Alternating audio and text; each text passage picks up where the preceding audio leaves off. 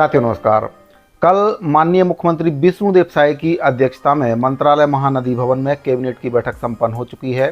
कुल 10 बिंदुओं पर कल कैबिनेट की बैठक में मोहर लग चुकी है। तो क्या है वे 10 बिंदु जिन पर कल कैबिनेट की बैठक में मोहर लगी है, आपको बारी बारी से बताऊंगा। किसानों, बेरोजगारों और कर्मचारियों को क्या कुछ इस कैबिनेट की बैठक में सौगात मिली है, उसके बारे में भी आपको जानकारी दूंगा। तो साथियों देख लेते हैं बारी बारी से वे 10 बिंदु कौन से हैं जिन पर कल कैबिनेट की बैठक में मोहर लगाई गई है। आपको विस्तार से इसके बारे में जानकारी दे देता हूं।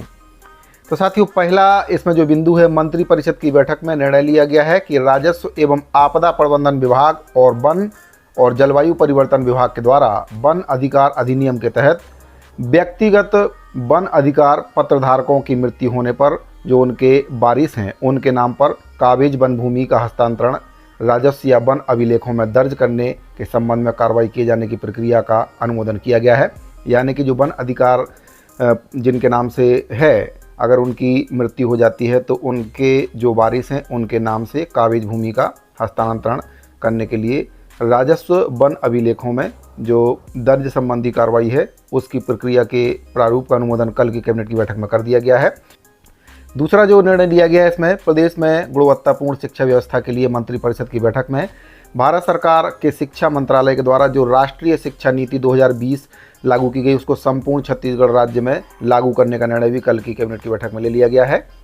तीसरा जो इसमें निर्णय लिया गया है, मंत्रिपरिषद की बैठक में निर्णय लिया गया कि छत्तीसगढ़ सशस्त्र सहायक प्लाटून कमांडर, नर्सिंग प्रधान पाठक, nursing male nurse, female nurse, lab technician, pharmacist, nursing assistant, compounder, dresser आरक्षक, बैंड आरक्षक, स्वानदल भर्ती प्रक्रिया वर्ष 2023 के तहत छत्तीसगढ़ राज्य के स्थानीय निवासियों को निर्धारित अधिकतम आयु सीमा में 5 वर्ष की छूट इसमें प्रदान की गई है। तो इसमें जिसको पहले से 5 वर्ष की छूट मिल रही थी उसको यथावत रहेगी। साथ ही जो जनरल वर्ग के कर्मचारी हैं, जो आरक्षित वर्ग के कर्मचारी हैं, उनको पहले से 5 वर्ष की जो शिथिलता है उसका लाभ मिल रहा था। इसके अलावा जिनको आरक्षण का लाभ नहीं मिलता है उनको 5 वर्ष की छूट देने का निर्णय इस कैबिनेट की बैठक में लिया गया है। अगला जो इसमें निर्णय लिया गया है, प्रदेश में राज्य सरकार की जन कल्याणकारी नीतियों के सफल क्रियान्वयन, सुशासन और जन समस्याओं के समाधान के लिए एक पृथक विभाग, सुशासन एवं अभिसरण विभाग का गठन किया गया है। अगला जो अनुमोदन किया गया है, नवा रायपुर में आवासहीन, आर्थिक रूप से कमजोर और निम्न वर्ग के परिवारों को आवास मुहैया कराने के लिए पंजीयन तिथि की 3 वर्ष की वृद्धि इसमें पंजीयन तिथि में कर दी गई है। अगला जो निर्णय लिया गया, राष्ट्रीय राजधानी क्षेत्र की तर्ज पर छत्तीसगढ़ राज्य राजधानी क्षेत्र तथा संबंधित प्राधिकरण की स्थापना के लिए विस्तृत परियोजना प्रतिवेदन तैयार करने की प्रक्रिया के लिए नया रायपुर अटल नगर विकास प्राधिकरण को अधिकृत किया गया है और इसके लिए आवास एवं पर्यावरण विभाग को प्रशासकीय विभाग बनाया गया है। अगला जो निर्णय लिया गया, छत्तीसगढ़ शासन भंडारण क्रय निगम 2002 के संशोधन प्रारूप का अनुमोदन किया गया, जिससे राज्य शासन के समस्त विभाग आदि आवश्यकता अनुसार सामग्री, वस्तुओं एवं सेवाओं जिनकी दरें एवं विशिष्टियां भारत सरकार के DGSND की जेम वेबसाइट में उपलब्ध हों का क्रय जेम वेबसाइट से उसकी नियमावली निर्धारित प्रक्रिया पालन करते हुए क्रय करेंगे।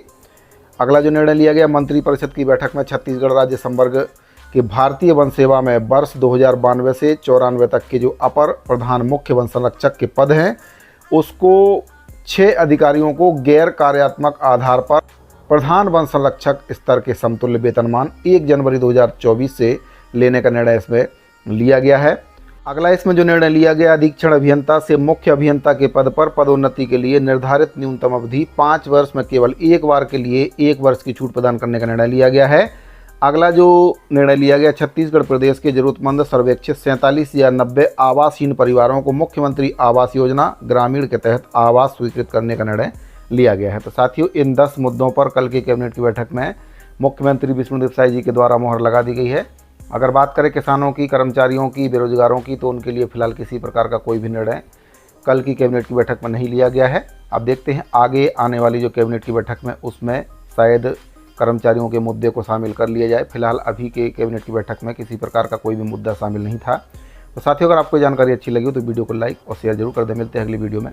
धन्यवाद।